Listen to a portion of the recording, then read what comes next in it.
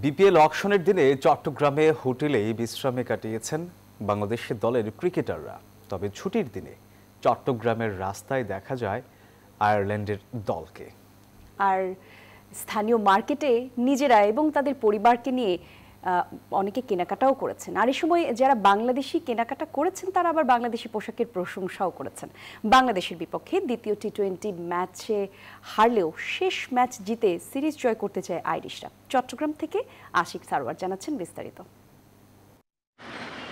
BPL নিলামের দিনে চট্টগ্রামের team হোটেলেই অবস্থান করেন বাংলাদেশ দলের ক্রিকেটাররা। তবে ছুটির দিনে হোটেল সংলগ্ন রাস্তায় বের হন আয়ারল্যান্ড দলের কার্টিস ক্যাম্পাররা। চট্টগ্রামের স্থানীয় মার্কেটগুলোতে ঘুরতে দেখা যায় আইরিশদের। যুক্তরাষ্ট্রের 1 নম্বর জিম চেইন গোল্ড জিম এখন আবারও বাংলাদেশে। বসুন্ধরা আবাসিক এলাকা ও বসুন্ধরা সিটি শপিং মলে। এ সময় স্থানীয় দোকানগুলোতে ক্রিকেটাররা বাংলাদেশি পোশাকের সন্ধান করেন। নিজেদের পাশাপাশি পরিবারের নারী সদস্যদের জন্যও বাংলাদেশি পোশাক কিনে নেন। আইরিশ ক্রিকেটারদের প্রায় প্রত্যেকেই শপিং করেছেন। আয়ারল্যান্ডের তুলনায় বাংলাদেশে অনেক কম মূল্যে প্রয়োজনীয় পণ্য কিনে খুশি তারা।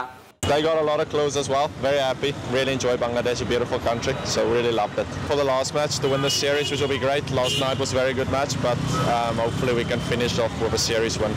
রবিবার অনুশীলন না থাকায় চট্টগ্রামের স্থানীয় মার্কেটে বেশ ভালো সময় কাটিয়েছেন টেকার কাম্পাররা।